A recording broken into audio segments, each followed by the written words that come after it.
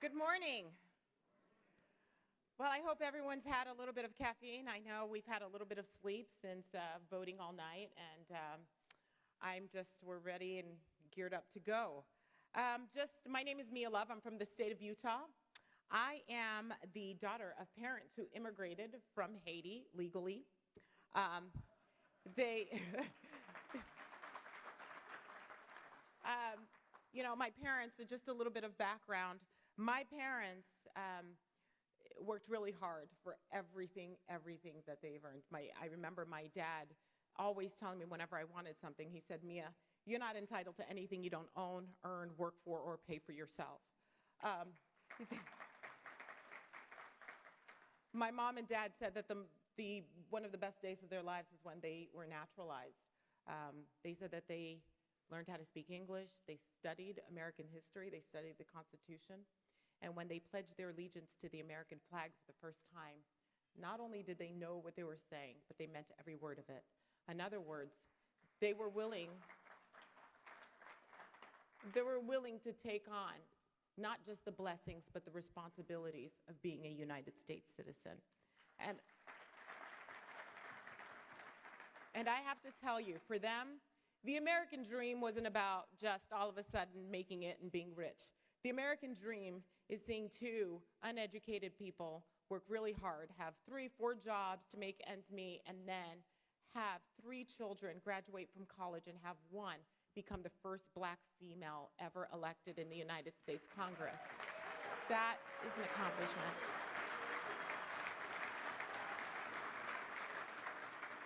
Now, they're telling us that there's a wave upon us, okay? They're telling us that in 2018, the Democrats will take over. Nancy Pelosi will become the Speaker of the House. Chuck Schumer will continue to do what he's doing in the Senate, meaning blocking us from really good legislation. And we're not going to, all of the things that Mr. Bolton just talked about, all of the doom and gloom will be here at our feet, and we're ready to deal with it. Now, I want to remind us of something. First of all, remember that we are in this situation today because of the bad policies of the past 8 years. Understand that the previous administration made our allies weaker and our enemies stronger, didn't prepare the United States for what was going to come upon us, and I believe made our country more racially divided today than we were before that administration. There is no group of people, no community that knows best how to rise more than this community, especially when tough times hit. And I'm telling you, tough times are here. We have a great House. We do everything we can to try and get legislation through. But it's incredibly difficult because we have a hard time in the Senate. You have to get 60 votes in order to even get a debate on the floor, and then all of a sudden, when we get the debate on the floor, then we bring it to the White House. One of the things that seared my soul is the fact that the United States people didn't even have a voice on the Senate floor when it came to the Iran deal. We can't let that happen. Winston Churchill said there comes a time in everyone's lives where they're figuratively or literally tapped on the shoulders and asked to do something special, specific to their talents. What a shame if that moment finds us unwilling or unprepared for what would be our finest hour. Guys, we don't have to accept the doom and gloom. It's easier for the world to accept the doom and gloom because guess what? It requires nothing of us today. Because a brighter future actually requires work. Lincoln said that rest is not for the living, and I believe that.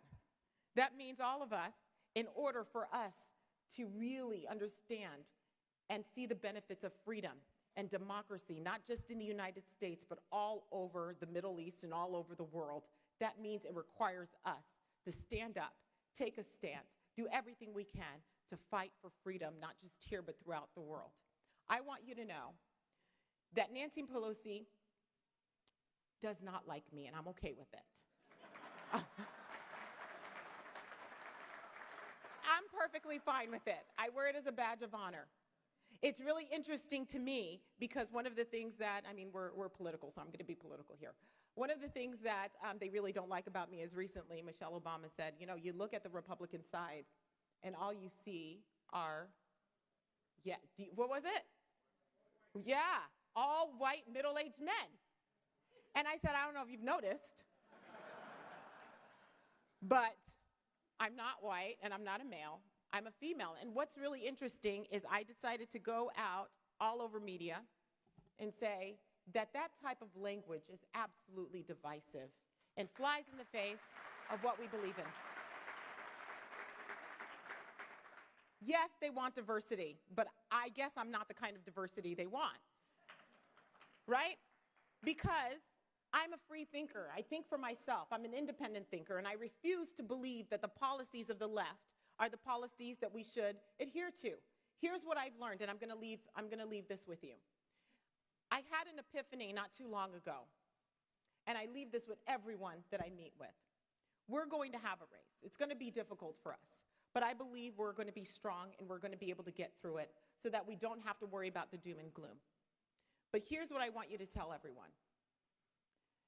Liberals will give you exactly what you need to stay exactly where you are, to go no further, where our policies will give people the opportunities to go to the middle class and beyond if they choose. We are Republicans because we believe in fiscal discipline, limited government, personal responsibility. We believe that in this country, no one is predestined to be poor, no matter what their race, no matter what their religion, no matter what their social outcomes to begin with. That here in this country, anyone can be whatever they want to be. And not only that, we in this country, we stand with our allies. We stand with Israel, because a country that stands with Israel is a country that stands with God. I am a religious person, so I'm going to put it out there. I want you to know that you never have to doubt where I stand when it comes to our United States-Israel relationship.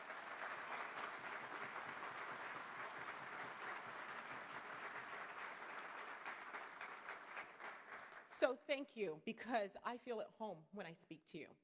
Thank you for being here, and thank you for letting people like me and Lee Zeldin and Gallagher, who's out here somewhere, and all of our other members who stand with you, thank you for letting us know that we are not alone in the fight, that you have our backs. Because when we feel like you've got our backs, we can take on the Nancy Pelosi's of the world without any problem and go on. So thank you so much. God bless you all. God bless the United States of America.